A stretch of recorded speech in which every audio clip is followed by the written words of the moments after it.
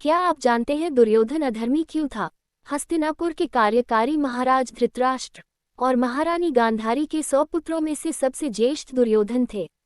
गांधारी के होने वाले 101 बच्चों का जन्म से पहले का विकास अलग अलग घरों में हुआ था। 101 घरों में से 100 पुत्र एवं एक पुत्री ने जन्म लिया। सबसे पहले दुर्योधन का जन्म हुआ था। जब दुर्योधन का जन्म हुआ तो वह रोने के बजाय गधे की तरह रेंकने लगा और जन्म लेते ही बोलने भी लगा था। दुर्योधन के जन्म का समय इतना अशुभ था कि उस समय उपस्थित महर्षि वेदव्यास एवं हस्तिनापुर के राजपुरोहित कृपाचार्य ने इस बच्चे को त्यागने योग्य बतलाया। साथ में ये भी कहा कि यह बालक आगे चलकर हस्तिनापुर के विनाश का कारण बनेगा। परंतु पुत्र मोह में धृतराष्ट्र और गांधारी ने ऐसा करने से मना कर दिया। दुर्योधन क्रोध के मानवीय रूप थे।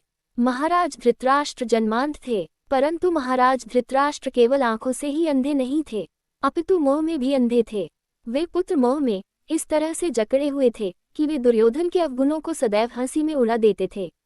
जहां कभी उन्हें दुर्योधन की गलती बड़ी लगती थी, वहां वह दुर्योधन से कहने में असमर्थ रहते थे, क्योंकि महाराज धृतराष्ट्र का मोह उनके राजधर्म और पिता धर्म पर भारी था। अपने पुत्र को शिष्टाचार न सिखाना, उसकी गलतियों पर पर्दा करना और उसके अपराधों पर उसे दंड न देने का ये नतीजा निकला कि सभी को महाभारत के युद्ध की चौखट पर खड़ा होना पड़ा। हम सदैव से सुनते आए हैं कि दुर्योधन अधर्मी था, और वह हो भी क्यों ना। जहाँ क्रोध है वहाँ धर्म किस प्रकार हो सकता है? क्रोध का जन्म अहंकार से होता है, और जहाँ अहंकार है वहाँ धर्म डगमगा जाता है। दुर्योधन के मामा शकुनी के लिए उनका भांजा दुर्योधन अति प्रिय था। यह मामा भांजे की जोड़ी क्रोध और कुटिलता की जोड़ी थी। इस जोड़ी ने साथ मिलकर कितने ही अपराध किए। दुर्योधन के अपराध कर्म तो बाल्यकाल से ही शुरू हो गए थे, जब उसने अपने चचेरे भाई भीम को विष देकर मारने का प्रयास किया था। हालांकि भीम बच गए थे।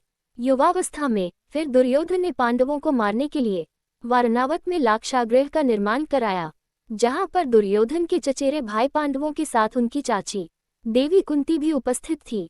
अपने द्वेष की भावना में वह लगातार गिरता गया। द्रौपदी चीरहरण उसके पतन का एक और ज्वलंत उदाहरण है, और अंततः उसका पूर्ण पतन तो तब हुआ जब श्री हरिनारायण स्वयं युद्ध टालने के लिए मैत्री संदेश लेकर हस्तिनापुर आए। दुर्योधन ने उन्हें बंदी बनाने का प्रयास किया था। दुर्योधन को अनेक अवसर मिले, परंतु हर बार उसने सिद्ध किया कि क्रोध केवल विनाश जानता है।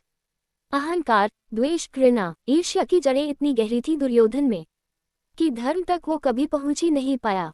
दुर्योधन के दुराचारी होने में उसके जन्म और उसके संस्कार दोनों ही भागीदार हैं। माता पिता का मोह और मामा की कुटिलता का बड़ा योगदान रहा उसके दुराचारी होने में, और दुर्योधन के यही अवगुण कौरवों के अंत का कारण बना। बोलो जय श्री कृष्णा। Folded hands.